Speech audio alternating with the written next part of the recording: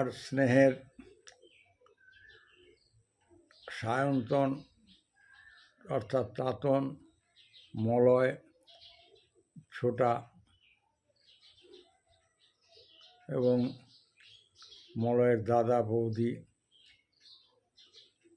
পরিচিত জন দেবুদা, অভি বা অভিজিৎ, অসিত, আরও যারা যারা আছে ওখানকার বিভিন্ন মোড়ল সমাজ আছে ওখানে, যাদের সঙ্গে কথঞ্চিত পরিচয় আছে।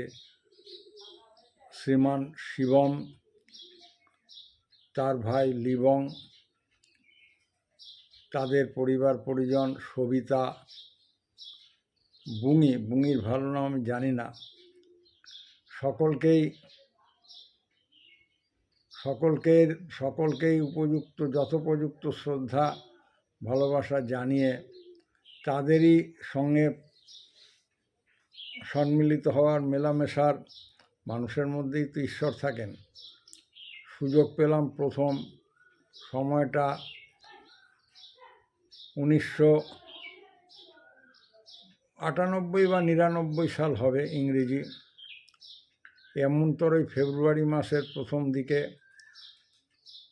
শ্রী শ্রী রটন্তী কালিকা পূজা উপলক্ষে মলয়দের বাড়িতে একটা পারিবারিক পূজা অনুষ্ঠিত হয়।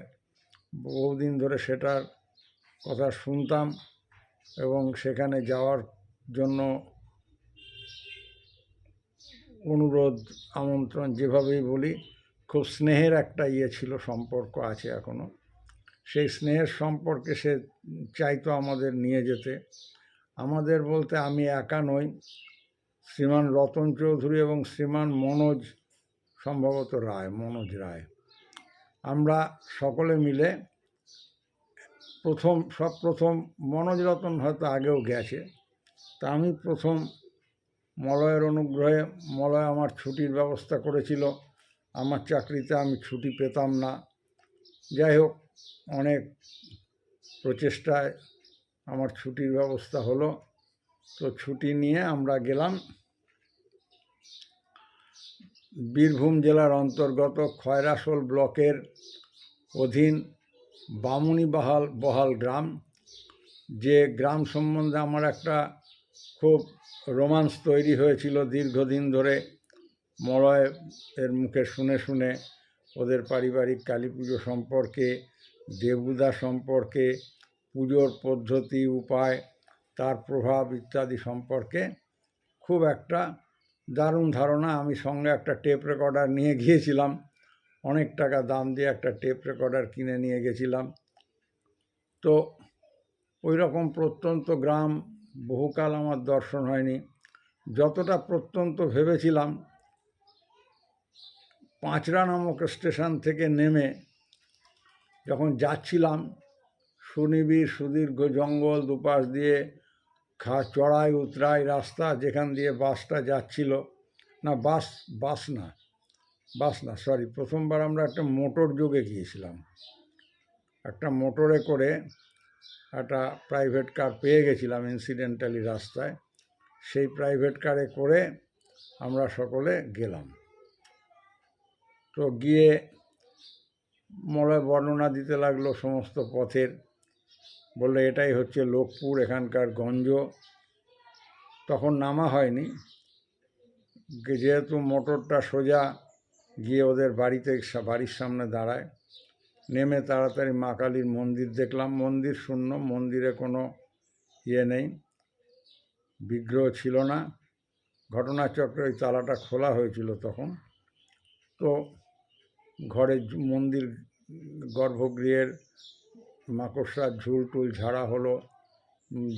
ঝাড়া হলো। পরদিন তারা সেই বিশেষ ধরনের ডিসইনফেক্ট্যান্ট ফ্লুইড দিয়ে সুন্দর করে ধোয়া হলো। পরে প্রতিমা এলো, প্রতিমা সাজানো হলো, ইত্যাদি ইত্যাদি। তো আমরা গ্রামের লোকজনের সঙ্গে পরিচিত হলাম। পরিচিত হয়ে আমি একটু ঘুরতে ভালোবাসি, চারদিকের ভ্রমণ পিপাসু চোখ দিয়ে চারদিকের দৃশ্য গিলে বেড়াতে লাগলাম। ক্রমশ সন্ধে হয়ে গেল। ওই নির্জন ঠিক নয়, পুজো উপলক্ষে আলোর ব্যবস্থা হয়েছিল। আমি ওখানে গিয়ে চুপ করে বসে রইলাম। পরদিন এলো, প্রতিমা এসে প্রতিমার ব্যবস্থা হলো, সাজসজ্জা হলো, সব হলো। পরদিন পুজো ছিল, যথাসময়ে ঢাক এলো এবং প্রতিমা সাজসজ্জা হলো, সব বিশাল লাইট জ্বলে উঠে একাধিক সংখ্যক পুরোহিত এলেন। উচ্চ ঈশ্বরে মন্ত্রপাঠ হতে লাগলো। বিরাম এই মন্ত্রের একাধিক পুরোহিত মিলে মন্ত্রপাঠ করছিলেন। এক একটা তার আগে অনেক লৌকিক কুলপ্রথা, বাড়ি আনয়ন ইত্যাদি অনেক কিছু ব্যাপার ছিল, সবটা এখানে বলছি না। তো এই সমস্ত করে রাত্রিবেলায় আমি ক্রমশ যত রাত বাড়তে লাগলো, পুজোর মন্ত্রপাঠ আরও জোরে উচ্চ ঈশ্বরে হতে লাগলো। পুরোহিতবর্গ মাঝে মধ্যে চা পান, ধূমপান ইত্যাদি করে নিলেন। হ্যাঁ, তাদের শরীর স্বাস্থ্যগুলো খুব ভালো ছিল, আমাদের এই শহরের এদিককার মতো মানে ক্ষীণজীবী নন তারা। হ্যাঁ, তো তারা এগুলো চলতে লাগলো। আমি একলাটি একটি সিমেন্টের পিলারের ওপরে বসে রইলাম।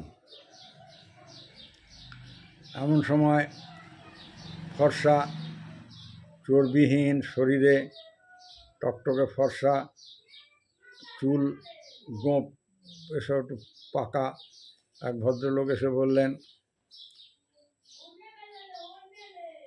বুঝলেন, এই প্রাণ প্রতিষ্ঠাটা করে ফেললাম। আমার মুখ দিয়ে বেরিয়ে এলো, বাহ, আসল কাজই তো করে ফেলেছেন। উনি একটু অপ্রস্তুত হলেন এবং আমি ওনার বিরাগ ভাজন হলাম। উনি গৃহকর্তাকে একটু নালিশি করে বসলেন। যাই হোক, উনি সেটা গৃহকর্তা একটু এভাব ওভাব করে মানিয়ে নিলেন। যাই হোক, আমি তো ছোট থেকে, শৈশব থেকে আশৈশব মা কালীর ভক্ত ছিলামই, কিন্তু প্রাপ্তবয়স্ক হলে ক্রমশ যখন বুঝতে শিখলাম, তখন আমি জানলাম যে মা কালী হচ্ছেন তন্ত্রের দেবী। আগম শাস্ত্র, তন্ত্র হচ্ছে আগম শাস্ত্র। এই আগম শাস্ত্রের যিনি দক্ষ, সেই শ্রীযুক্ত কৃষ্ণানন্দ আগমবাগীশ এই কালী পুজোর প্রবর্তক। অপরদিকে আমি তো নিগম শাস্ত্রের অনুরাগী হয়ে গেছি। নিগম মানে বেদান্ত। পরবর্তীতে আমি একজন বৈদান্তিকে পর্যবসিত হয়েছি, সেই পথেই আমি চলি। তো এই ভক্ত পরিবারের গৃহে এসেছি, আমন্ত্রিত অতিথি, আমার সেখানে কাউকে উল্টোপাল্টা মন্তব্য না করাই উচিত ছিল। যাই হোক, আমার আরাধ্য হচ্ছে আত্মানুসন্ধান। আমার আরাধ্য বিষয় হচ্ছে আত্মানুসন্ধান, প্রাণের উপাসনা করা। প্রাণের উপাসনা করে, প্রাণকে অবলম্বন করে আমরা আত্মায় উপনীত হওয়ার প্রচেষ্টা করে থাকি। শ্রী গুরুদেবের কৃপায় এই রকমটাই শিখেছি। হঠাৎ আমি এই গভীর রাতে এমন সব চিন্তা আমার ভেতরে আসলো যে চারদিকে পুজো আওয়াজ, কখনো কখনো ঢাকের বাজনা চলছে, এর মধ্যে আমি কীরকম একাকী হয়ে নিজের ভেতরে নিজে ডুবে গেলাম। তন্ময়তা এলো আমার ভেতরে। আমি ভাবলাম যে আত্মা এবং পরমাত্মা, রাধা এবং কৃষ্ণ, এইরকম একটা ধাঁধার মধ্যে বসে আমার বহিশ্চক্ষু মা কালীর পুজো দর্শন করতে লাগলো, আর আমার অন্তর্চক্ষু, অন্তর্দৃষ্টিতে এমন একটা অদ্ভুত লীলা মানস দৃষ্টিতে আমার একটা অদ্ভুত লীলার অনুষ্ঠিত হতে লাগলো। আমি কেমন যেন হয়ে গেলাম, মনে হলো, প্রত্যক্ষ হলো যে অভূতপূর্ব, অচিন্তনীয়। দেখলাম আত্মারূপ রাধা পরমাত্মা স্বরূপ গোবিন্দ গাঢ় আলিঙ্গনে ক্রমশ মিশে চলে যাচ্ছেন। হঠাৎ একটা বিরাট কনভার্সন এলো। জয়ী রাধা এবং কৃষ্ণ উভয় মিলে শিব শক্তিতে রূপান্তরিত হয়ে গেলেন। হ্যাঁ, শিব এবং শ্যামাতে পরিণত হয়ে গেলেন। তারপরে দেখলাম আবার রাধা কৃষ্ণের রূপ,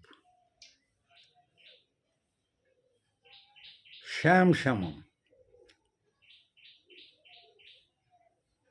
বাইরে কৃষ্ণ, অন্তরে রাধা।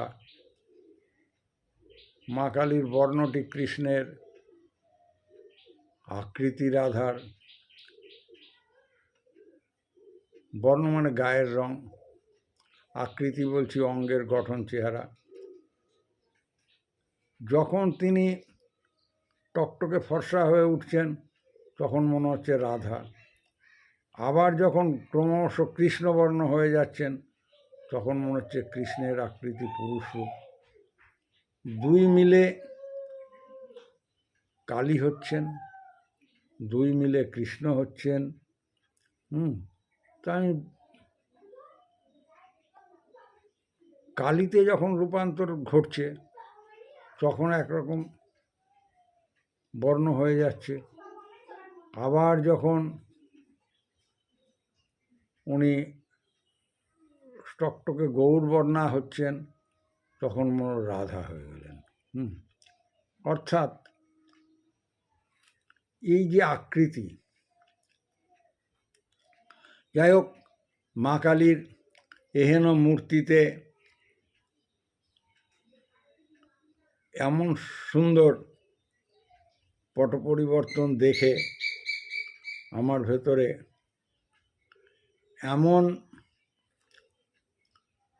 এমন যে মানে একটা অদ্ভুত আনন্দের ঢেউ খেলে গেল যে মানে সে কি করে বলবো। নৃসিংহ তাপনী উপনিষদে আছে, যো বই নৃসিংহ দেব ভগবান যা চ সরস্বতী তস্মৈ বই নমো নমঃ। তাহলে বৈদান্তিক ও তান্ত্রিক ধারায় এমনতর এই যে একটা ইউনিফিকেশন, এমনতর একটা একত্বের দৃষ্টান্ত আরও কি কোথায় আছে? খুব ভাবতে লাগলাম। মনে হলো মুন্ডক উপনিষদে যেন কালী করালি এরকম একটা শব্দ আছে। কেন উপনিষদে উমা হৈমবতীর কথাও আছে। বেদে দেবী সূক্ত আছে, এই দেবী সূক্তের ভাষ্য সপ্তশতী চণ্ডীতে আছে। বেদে শ্রীসূক্ত আছে। আর একটা কেমন যেন মন্ত্র মনে পড়েছিল আবছা, হিরণ্যবর্ণাং হরিণীং সুবর্ণ রজতস্যাম চন্দ্রাং হিরণ্ময়ীং লক্ষ্মীং জাত বেদ মা বহ। আরও আছে, সেগুলো আমার ঠিক মনে নেই, বৃদ্ধ হয়েছি, সমস্ত কিছু ঠিক মতো মনেও পড়ে না।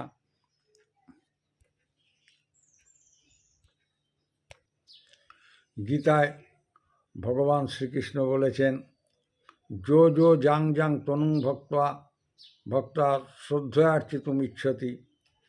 যে দেবতাকে ভজনা করে সে আমাকেই ভজনা করে। চণ্ডীতে মাতৃস্তুতি, দেবী স্তুতি করে দেবতারা বলেছেন, নিখিল দেবগণ শক্তিসমূহ মূর্তা। কৃষ্ণ বলেন, ময়া ততমিদং সর্বং জগদ অব্যক্ত মূর্তিনা। চণ্ডীতে মায়ের কথা, নিত্যই বসা জগন্মূর্তি ময়া জয়া সর্বমিদং ততম। শ্রুতি বলছেন একমেবা দ্বিতীয়ম। চণ্ডীতে বলা হলো একৈবাহং জগত্তত্র দ্বিতীয়া কা মমা পড়া। আবার শ্রীজীব গোস্বামী লিখেছিলেন দুর্গার কৃষ্ণ একই, ঘটের মধ্যে জল আর জলের মধ্যে ঘট। যেমন ঠিক রাধার অন্তরে কৃষ্ণ আর কৃষ্ণের অন্তরে রাধা। তাহলে এই জল ভরা ঘটটা যদি আমরা সাগরে ডুবাই, মনে হলো ঘটের মধ্যে জল না জলের মধ্যে ঘট। আচ্ছা, এবার জল ভরা ঘটটা যদি সাগরের মধ্যে বা জলাশয়ের মধ্যে ডুবিয়ে ধরি, তাহলে কি একই সময় জলের মধ্যে ঘট আর ঘটের মধ্যে জল হলো না?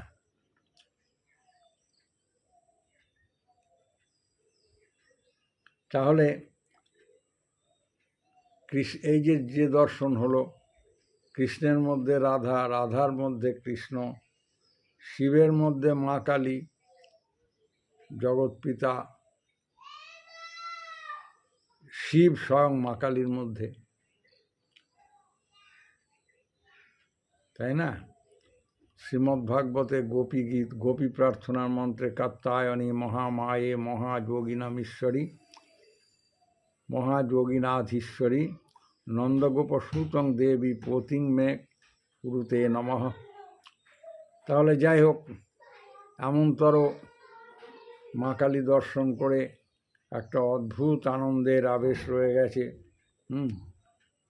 তারপরে মনে হচ্ছে পরবর্তীতে কুম্ভ মেলায় এলাহাবাদ কুম্ভে গিয়েছি, তখন এই কথাটা মনে হয়েছিল যে দুই সাধন, গঙ্গা যমুনা, তিন সাধন গঙ্গা যমুনা সরস্বতী একসাথে যেমন মিলেছে, হ্যাঁ, দুই ধারার আমাদের এখানে শাস্ত্র কাকে বলি, যার দ্বারা সংসারের সমস্ত কার্য অনুশাসিত হয়, সুশাসিত হয়, সেটাই শাস্ত্র।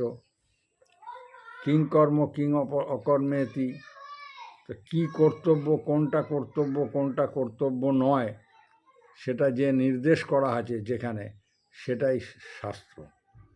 তস্মাৎ শাস্ত্র প্রমাণন্তে কার্যকার্য ব্যবস্থিত। সেই জন্য সনাতন হিন্দু ধর্মে চারটে শাস্ত্র স্বীকৃত আছে: বেদ শাস্ত্র, স্মৃতিশাস্ত্র, পুরাণ ও তন্ত্র। বেদ হলো অপৌরুষীয় বাক্য, শ্রুতি, স্মৃতি, মনু ইত্যাদির দ্রষ্টা ঋষিদের প্রণীত ধর্মশাস্ত্র। পুরাণ হচ্ছে মহর্ষি বেদব্যাসকৃত অষ্টাদশ পুরাণ। আর তন্ত্র হচ্ছে যা তনুত্রয়কে ত্রাণ করে, অর্থাৎ তন্ত্র হচ্ছে পরমকাঙ্ক্ষিত বস্তু লাভের জন্য যে বাস্তব সাধন, সেটাই হচ্ছে তন্ত্র। এমনতর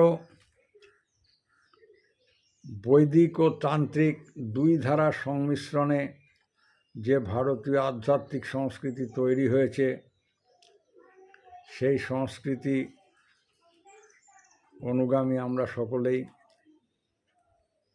অদ্বৈতবাদের প্রবর্তক আচার্য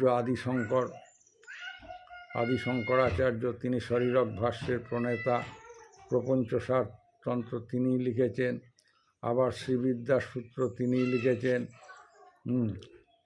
তো মানে শ্বেতাশ্বতর শ্রুতি বলছেন ত্বং স্ত্রী ত্বং পুমানসী ত্বং কুমারভূত বা কুমারী।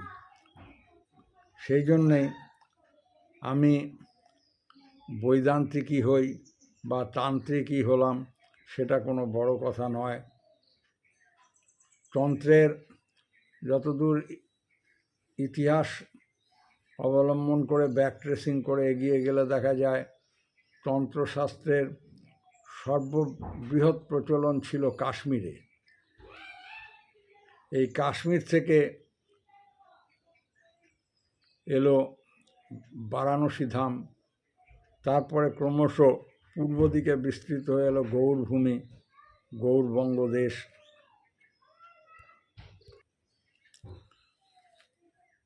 কয়েকদিন, দিন চারেক পর ওখান থেকে ফিরে এসেছিলাম, কিন্তু এই তন্ত্র বিষয়ে আগে কখনো অনুসন্ধান অত করিনি।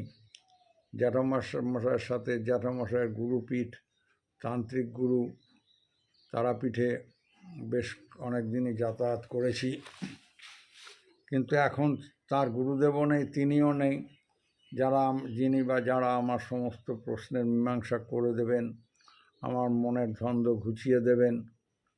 দু চারজনকে এ যুগের মানুষদের জিজ্ঞেস করলাম, তারা বলল, তুমি বড় বেশি চিন্তা করো, বেশি পড়াশুনো করতে নেই, ওসব করলে মাথা খারাপ হয়ে যায়, বেশি করতে নেই, নিজের মতো নিজে যে যা বোঝো সাধন ভজন নিয়ে থাকো ইত্যাদি নানান রকম ফেক অ্যাডভাইস সমস্ত দিলেন। কিন্তু আমার কেমন মনে হতে লাগলো যে তন্ত্রের একটু কিছু বোঝা দরকার, জানা দরকার। কারণ যে শাস্ত্র জীবনকে বিস্তারিত করে সে হচ্ছে তন্ত্র। তন ধাতু, তন প্রত্যয়, তনু বিস্তারে। তন ধাতুর অর্থ বিস্তারিত হওয়া। গীতায়, চণ্ডীতে ময়া তদমিদম সর্বং, এই তন ধাতু হতে এসেছে।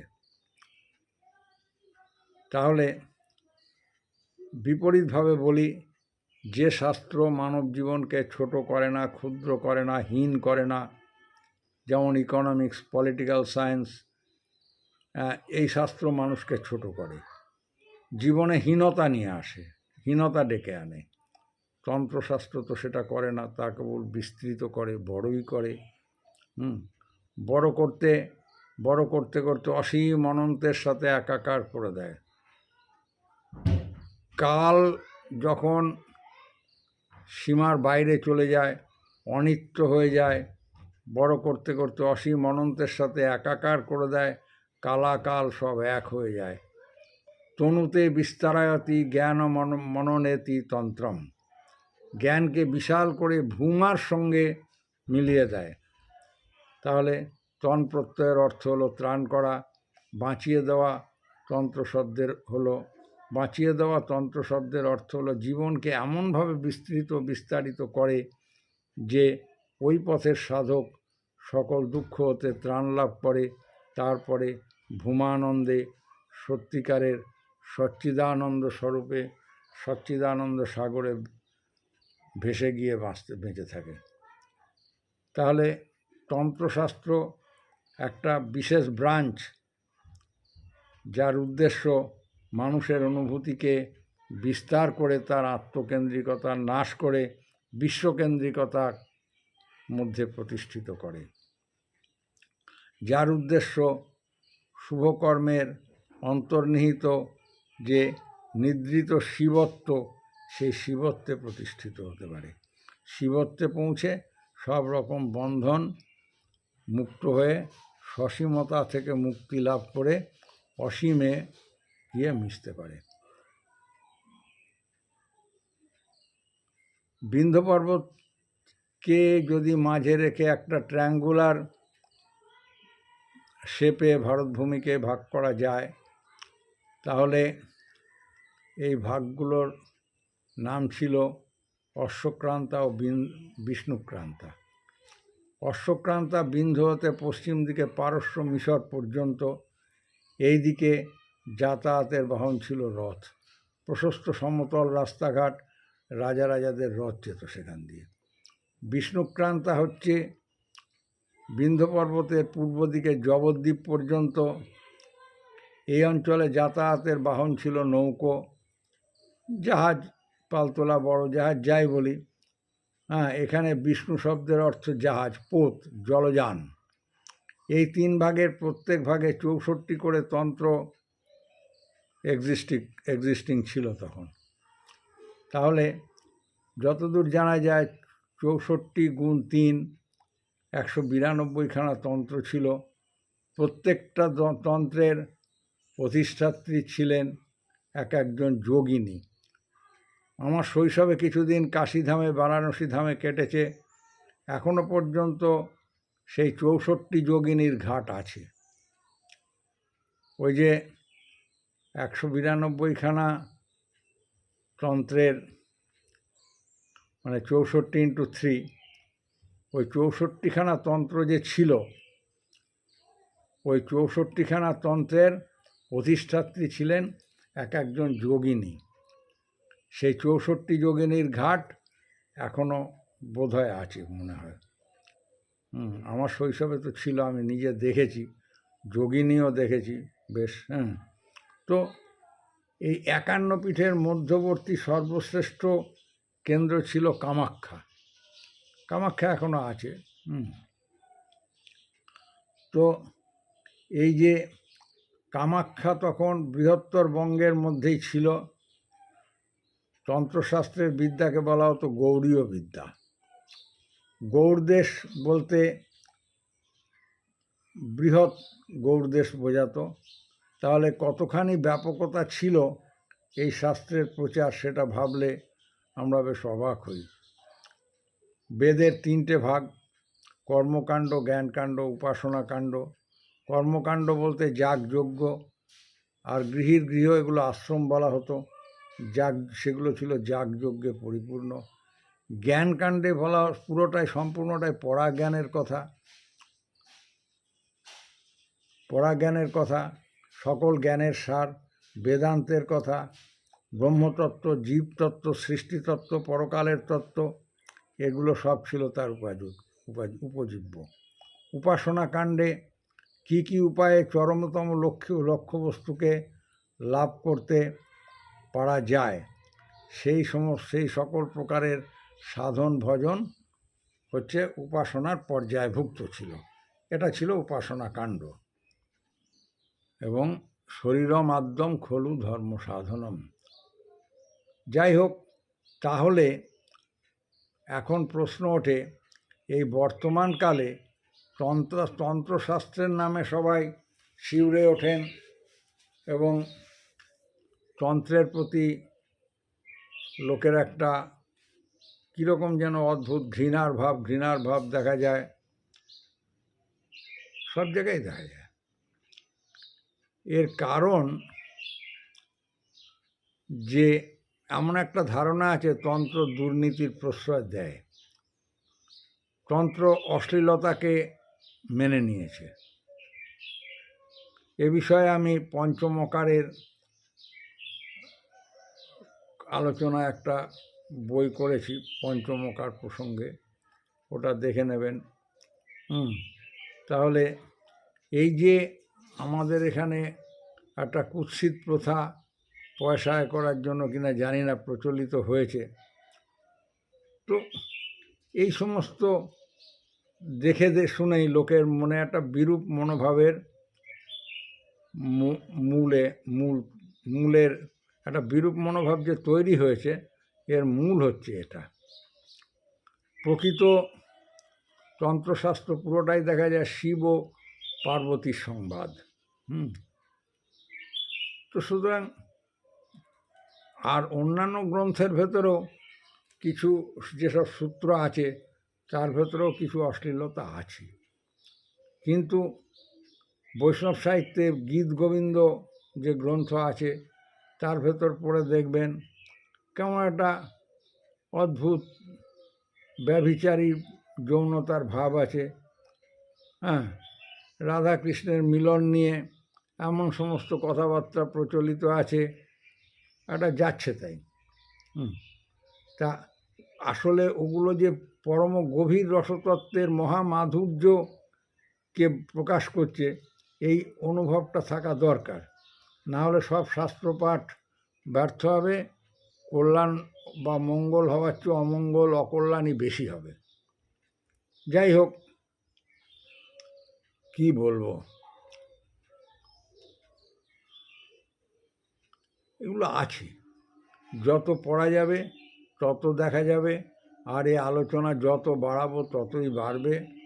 সুতরাং বলতে গেছিলাম, প্রথমবার মা কালী দেখে, মা কালী দর্শনে গভীর নিশীথে সেই পুজো দর্শনে আমার যে অনুভব হয়েছিল সেই অনুভবটা প্রকাশ করতে গিয়ে কথা প্রসঙ্গে অনেক কিছু বলে ফেললাম।